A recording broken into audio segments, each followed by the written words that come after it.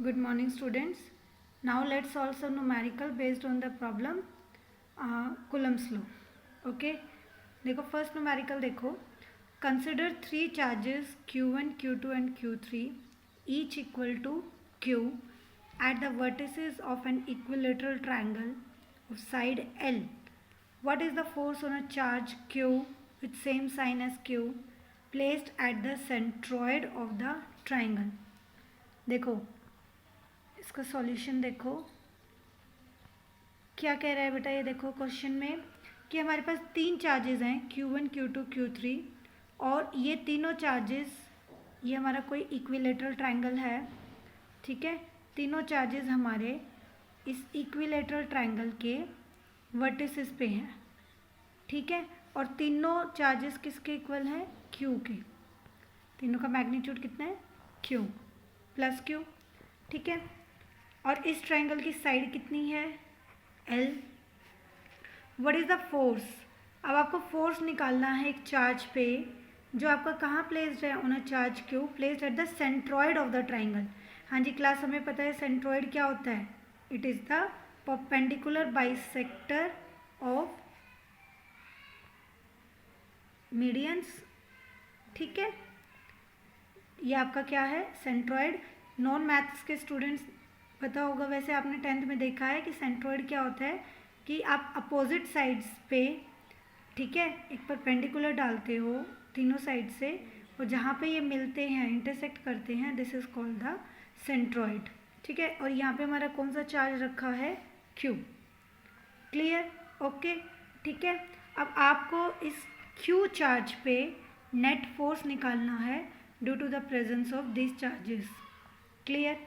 ठीक है, ओके। और ये इन्होंने दे रखा है कि Q का जो साइन है वो सेम है, मतलब ये तीनों पॉजिटिव हैं और ये भी पॉजिटिव है।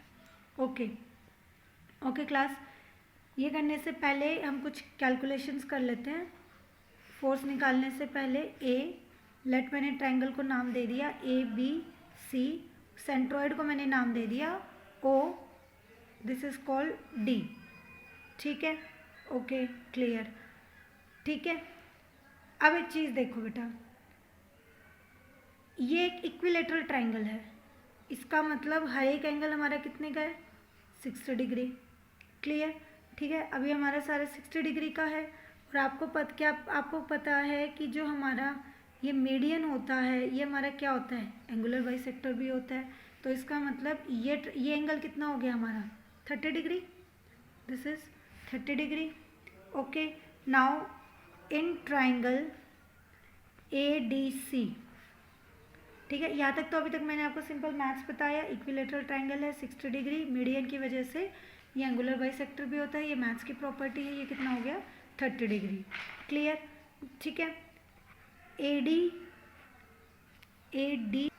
Okay, AD upon AC, AD upon AC, what is this? This is cos 30। ठीक है, बेस अपॉन हाइपोटेन्यूज, जिसके साथ एंगल बनता है वो किस किस के बीच में बनता है? बेस और हाइपोटेन्यूज के बीच में। देखो बेटा, ये एंगल थीटा होता है, जिसके साथ एंगल नहीं बनता वो क्या है? परपेंडिकुलर। ये परपेंडिकुलर है और एंगल किस किस के बीच में बनता है? Base and hypotenuse. तो this is base, this is hypotenuse. तो AD upon AC is cos 30। AD is equal to AC cos 30। What is AC length की साइड कितनी है? सबकी इक्विलेटरल ट्रायंगल है L। cos 30 is √3/2। तो what is AD? This is √3L/2। Clear? Okay, अब आपकी एक मैथ्स की प्रॉपर्टी होती है कि आपका जो डिस्टेंस ये AO होगा। अब आपको AD पता लग गया, ये AD कितना है? √3/2L। AO कितना होता है? 2/3 ऑफ AD। ये आपकी मैथ्स की प्रॉपर्टी है। क्लियर? ये आपको डायरेक्ट ध्यान रखनी है। ठीक है, this is the property from your maths. ठीक है, क्लियर? ओके, नाउ AO क्या है आपका? 2/3 ऑफ AD, 2/3, और ये आपको पता भी है, ये ऑलरेडी आप मैथ्स में स्टडी कर चुके हैं। AD कितना है? √3/2L। ठीक है, तो AO की वैल्यू क्या आई? 2 से 2 कैंसिल। ठीक है, ये आपकी आ गई 2 से 2 कैंसिल, √3/3 को आप क्या लिख सकते हो, 1/√3 of L.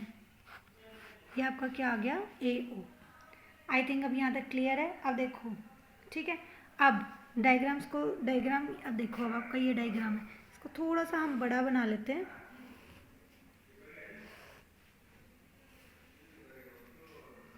Q Q Q,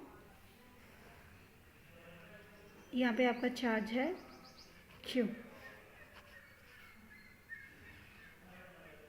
okay, ठीक है।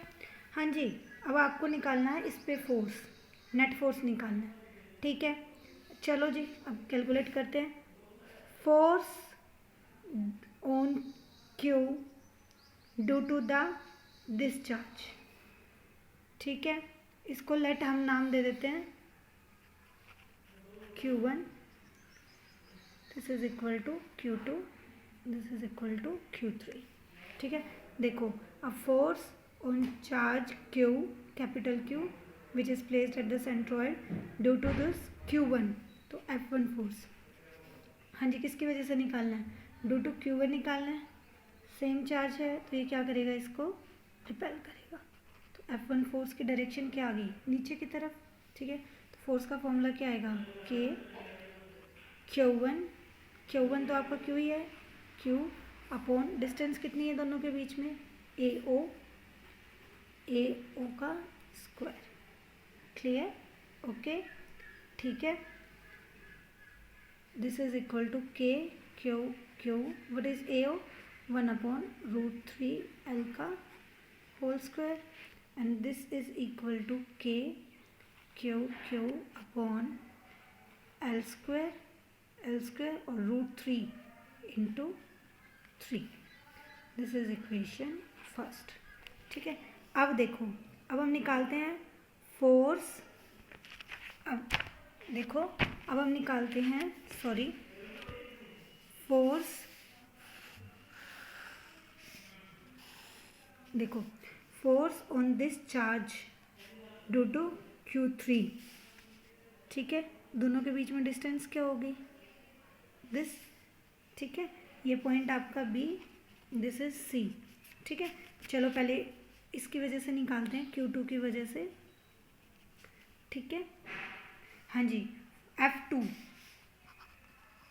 क्या है आपका, force on charge Q due to Q2, ठीक है। इसकी वजह से ड्यू टू, मैंने आपको पहले ही बताया था, ड्यू टू का क्या मतलब है कि उसकी फील्ड में कोई चार्ज आ रहा है, ठीक है। तो ये इसको क्या करेगा, सेम चार्ज है, रिपेल करेगा F2, तो F2 की डायरेक्शन क्या होगी, इधर की तरफ। मैग्नीट्यूड कितना होगा, K Q अपॉन, हाँ जी, ये आपको पता होना चाहिए कि ये तीनों क्या है, मीडियंस है। और मीडियंस की एक और प्रॉपर्टी होती है, जितना AO है उतना ही आपका OC होगा, उतना ही आपको BO होगा, मतलब AO is equal to OC is equal to BO by symmetry, ठीक है, क्योंकि इक्विलेटरल ट्रायंगल है, ठीक है। इक्विलेटरल ट्रायंगल में बाई सिमेट्री आपका जितना AO है उतना ही OC है, उतना ही BO है, लेकिन just for the in the case of equilateral triangle, ठीक है, क्योंकि इक्विलेटरल ट्रायंगल में तीनों साइड्स आपकी इक्वल होती हैं। आप चाहे इसको कैलकुलेट करके भी देख सकते हो, ठीक है, ओके। तो फिर आपका F2 क्या हो जाएगा, Q अपॉन में BO square, this is equal to K Q, BO किसके इक्वल है, AO के, AO कितना है, 1/√3L, तो अगेन ये क्या बन गया, L square into 3, equation second. Similarly F3 force on this charge due to F3, due to है तो डायरेक्शन कहाँ होगी, इधर की तरफ, ये डायरेक्शन होगी F3 की। F3 भी अगेन क्या होगा, K Q, वो भी डिस्टेंस क्या होगी आपकी, OC अगेन इक्वल है, तो ये भी आपका आ गया 3, इक्वेशन सेकेंड। अब एक बार देखो बेटा, अब नेट फोर्स क्या होगा आपका, ये तो आपने इंडिविजुअल फोर्सेस निकाल लिए, F1 F2 एंड F3। अब नेट फोर्स देखो मैं आपको बता रही हूँ कि देखो, एक फोर्स आपका इस डायरेक्शन में है F2, एक फोर्स आपका इस डायरेक्शन में है F3। इन दोनों फोर्स का रिजल्टेंट क्या होगा, 11th में पढ़ा है, अगर आप पैरेललोग्राम पूरा करोगे तो इसका पैरेललोग्राम ऐसे कुछ पूरा होगा, तो इसका मतलब ये जो है ये क्या है इनका रिजल्टेंट। तो F2 और F3 का रिजल्टेंट कहाँ है आपका अपवर्ड डायरेक्शन में, ठीक है। F1 कहाँ है डाउनवर्ड डायरेक्शन में। क्लियर। इसका मतलब ये और ये आपस में क्या हो जाएंगे कैंसिल, ठीक है। तो इसका मतलब जो आपका नेट फोर्स है कितना हो जाएगा 0। ये आपने वैल्यूज़ तो निकाल ली, ठीक है, इट्स ओके, ये आपने निकाल लिया, ठीक है। सिंस F2 एंड F3 का जो रिजल्टेंट है वो कितना होगा, ठीक है। थोड़ा सा इसको हम एक बार और अच्छे से करते हैं। देखो एक बार दोबारा से बनाती हूँ डायग्राम को।